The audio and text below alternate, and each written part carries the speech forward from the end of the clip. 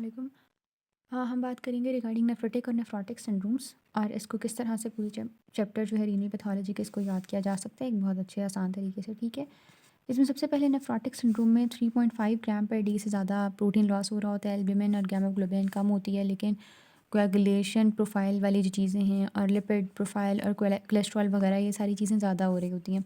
इसके अंदर minimal change disease में अगर देखें तो उसमें ये एसोसिएशन इसकी पाई जाती है विद हॉजकिन लिम्फोमा और ये मोस्ट कॉमन होता है बच्चों के अंदर। इसके अंदर लिपोइड नेफ्रोसिस होता है और पोडोसाइट्स की इफेसमेंट पाई जाती है। उसके अलावा इसके अंदर हिस्ट्री हो सकती है रेस्पिरेटरी इन्फेक्शन की। इसके अंदर कोई इम्यून डिपॉजिट्स नहीं होते। इसके अंदर सिलेक्टिव प्रोटीनूरिया होता है और इसके अंदर आईजी मौजूद नहीं होता। इसके अंदर एक्सीलेंट रिस्पॉन्स होता है टू द स्टीरॉइड्स, ठीक है। और फर्दर अगर HNE पर देखें तो ये बिल्कुल नॉर्मल होता है। मिनिमल से हमने याद रखना है कि नॉर्मल है, लेकिन इसमें इलेक्ट्रॉन माइक्रोस्कोपी पर लेजेंस जो होती हैं वो विस्ट्रल एपिथेलियल सेल्स पर होते हैं।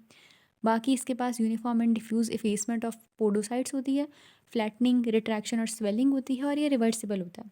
पीसीटी के अंदर लिपिड लेडन और प्रोटीन लेडन पीसीटी होती है जो कि लिपोइड नेफ्रोसिस कहलाती है और इसके अंदर कोई आईजी या कॉम्प्लीमेंट की डेपोजिशन नहीं हुई होती, इम्यूनोफ्लोरेसेंस पर नहीं नज़र आती। FSGS को देखें तो HIV, हीरोइन, सिकल सेल वगैरह के साथ ये एसोसिएटेड होती है। ये एडल्ट और चिल्ड्रन दोनों के अंदर देखी जाती है। एफेसमेंट इसके अंदर भी होती है, ठीक है, लेकिन ज़्यादा करेक्टरिस्टिक फीचर इसका है। इसके अंदर इम्यून कॉम्प्लेक्स कोई डिपॉजिट नहीं हुआ होता and it can lead to total global sclerosis, to atrophy और इंटरस्टिशियल फाइब्रोसिस। बट इसका पुअर रिस्पॉन्स है स्टीरॉइड्स की तरफ। इस पर HNE में देखें तो फोकल एंड सेगमेंटल लीजन्स आपको नज़र आते हैं, क्लैप्स हुआ होते हैं, कैपिलरी लूप्स और हाइलिनोसिस वहाँ पर मौजूद होती है। और इसके अलावा मेसेंजल मैट्रिक्स इंक्रीज़ हुआ होता है, फोम सेल्स होते हैं और लिपिड ड्रॉपलेट्स होते हैं। इलेक्ट्रॉन माइक्रोस्कोपी पर diffused effacement of would process होती है और इसका इम्यूनोफ्लोरेसेंस पर IgM और C3 स्क्लेरोटिक एरियाज़ में आपको नज़र आते हैं। मेम्ब्रेनस नेफ्रोपैथी में देखें तो हेपेटाइटिस B, C, SLE या NSAIDs के साथ इसकी एसोसिएशन पाई जाती है और मेलिग्नेंट ट्यूमर्स के साथ एसोसिएशन हो सकती है। पेनिसिलिन और सिफिलिस के साथ भी होती है। थिक ग्लोमेरुलर मेम्ब्रेन इसके अंदर मौजूद होती है और इसके अंदर इम्यून कॉम्प्लेक्स डिपॉजिट हो रहा होता है। सब एपिथेलियल जगह पर स्पाइक एंड डोम अपीयरेंस आ रही होती है उसकी वजह से। और इसका पुअर रिस्पॉन्स होता है टू स्टीरॉइड्स। इसके अंदर HNE पर यूनिफॉर्म थिकनिंग होती है ग्लोमेरुलर कैपिलरी वॉल की, जबकि इलेक्ट्रॉन माइक्रोस्कोपी पर डेंस डिपॉजिट्स होते हैं और स्पाइक्स नज़र आती हैं आपको सिल्वर स्टेनिंग पर और डोम लाइक प्रोट्रूजन्स नज़र आती हैं। बेसिकली सब एंडोथेलियल डिपॉजिट्स होते हैं। इम्यूनोफ्लोरेसेंस पर ग्रैनुलर डिपॉजिट्स नज़र आते हैं जिनके पास IG और कॉम्प्लीमेंट दोनों चीज़ें मौजूद होती हैं। मेम्ब्रेनो प्रोलिफरेटिव ग्लोमेरुलोपैथी में अगर देखें तो ग्लोमेरुलर बेसमेंट मेम्ब्रेन की थिकनिंग हुई होती है और वहाँ पर डबल कंटूर मौजूद होता है। इसके अंदर सिल्वर और PAS स्टेनिंग मौजूद होती है, ट्रैम ट्रैक अपीयरेंस होती है, स्प्लिटिंग इसके अंदर पॉजिटिव होती है, इम्यून कॉम्प्लेक्स डेपोजिशन इसके अंदर मौजूद होती है। इसका पुअर रिस्पॉन्स होता है टू द स्टीरॉइड्स और वैसे इसका प्रोग्नोसिस भी कोई इतना अच्छा नहीं होता। इसकी टाइप 1 सब एंडोथेलियल जबकि टाइप 2 डेंस डिपॉजिट डिजीज़ होती है। फर्स्ट वाली कॉमन होती है और ये HBC और HBCV के साथ एसोसिएटेड होती है और इसके अंदर ही ट्रैम ट्रैक अपीयरेंस आ रही होती है। दूसरी C3 के साथ एसोसिएटेड होती है और इसके अंदर नेफ्रेटिक फैक्टर मौजूद होता है। इसके अंदर हाइपर सेलुलैरिटी मौजूद होती है, ग्लोमेरुलाई में एक्सेंचुएटेड लोबुलर अपीयरेंस होती है और proliferation of mesangial as well as epithelial cells पाई जाती है। इसके अंदर इम्यूनोफ्लोरेसेंस पर IG और C3 दोनों पाए जाते हैं, ठीक है। तो अभी तक हमने नेफ्रोटिक सिंड्रोम किया और हमने देखा कि स्टीरॉइड्स पर किसका रिस्पॉन्स बेहतर हो रहा है, मिनिमल चेंज का। IG और C3 किस में पाए जा रहे हैं, फोकल सेगमेंटल और मेम्ब्रेनो प्रोलिफरेटिव वाले के अंदर। Dome and spike appearance membranous nephropathy की है, ठीक है। पोडोसाइट एफेसमेंट मिनिमल चेंज के अंदर है। डबल कंटूर या ट्रैम ट्रैक मेम्ब्रेनो प्रोलिफरेटिव के अंदर है, ठीक है। अब नेफ्रेटिक में अगर देखें तो इसमें आपने याद रखना है lord. L stands for limited proteinuria, O stands for oliguria या azotemia, R stands for RBC cast या डिस्मॉर्फिक RBCs होते हैं और वो यूरिन के अंदर मौजूद होते हैं, या R stands for retention of salt and E stands for oedema.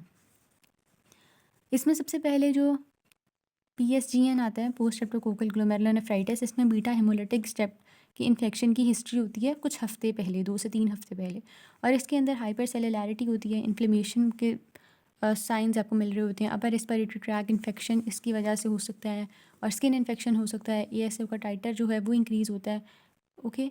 And immune complex deposition मौजूद होती है, ग्रैनुलर अपीयरेंस आ रही होती है इम्यूनोफ्लोरेसेंस पर, और सब एपिथेलियल हम्प्स मौजूद होते हैं। IG एंड C3 डिपॉजिट्स यहाँ पर मौजूद होते हैं। कोला कलर्ड यूरिन होता है, ओलिगूरिया होता है, हाइपरटेंशन होती है और पेरी ऑर्बिटल एडीमा यहाँ पर मौजूद होता है। ठीक है। और इसके अलावा leukocytic infiltration, endothelial and mesangial proliferation and crescent formation, ये LEC आपने याद रखना है। और साथ ही साथ यहाँ पर पाराइटल सेल की प्रोलिफरेशन होती है, लेकिन it is more prominent in rapid progressive glomerulonephritis. Immunofluorescence पर IG और C3 हम पहले भी बात कर चुके हैं। और इलेक्ट्रॉन माइक्रोस्कोपी पर लंपी बम्पी अपीयरेंस होती है, हम्स होते हैं, सब एंडोथेलियल डिपॉजिट्स होते हैं। RPGN में देखें तो ये रैपिडली प्रोग्रेस करती है टू द रीनल फेलियर, इसे क्रीसेंटेरिक ग्लोमेरुलोनेफ्राइटिस भी कहते हैं। क्रीसेंट्स बेसिकली फाइब्रिन और मैक्रोफेजेस से मिलके बनते हैं वुमेन स्पेस में।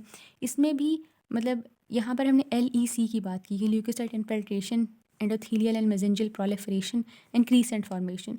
एंडोथीलियल एंड मेसेंजियल प्रोलिफरेशन और क्रीसेंट फॉर्मेशन यहाँ पर भी है, लेकिन इसमें इसका नाम ही देखो ना, क्रीसेंटेरिक ग्लोमेरुलोनेफ्राइटिस है, तो क्रीसेंट वाली बात यहाँ के लिए ज़्यादा एप्लीकेबल है। अदरवाइज L की जगह यहाँ H लगाना है, यानी हेमरेजेस यहाँ पर मौजूद होते हैं, petechial haemorrhages on the cortical surface. बाकी इसके अंदर लीनियर डिपॉजिट्स होते हैं, ग्रैनुलैरिटी आपको नज़र आती है इम्यूनोफ्लोरेसेंस पर। और जो इलेक्ट्रॉन माइक्रोस्कोपी होती है वो आपको शो करती है कि इसमें रप्चर्स होते हैं मेम्ब्रेन पर।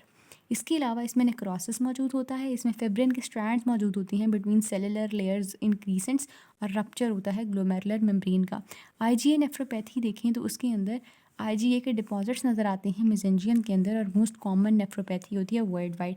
ये चाइल्डहुड के अंदर प्रेजेंट करती है, और इसमें RBC कास्ट नज़र आते हैं फॉलोड बाय म्यूकोजल इन्फेक्शन। और ये जो अपर रेस्पिरेटरी ट्रैक इन्फेक्शन है उसके कुछ दिन बाद प्रेजेंट करती है, जबकि ये हफ्तों बाद प्रेजेंट कर रही थी।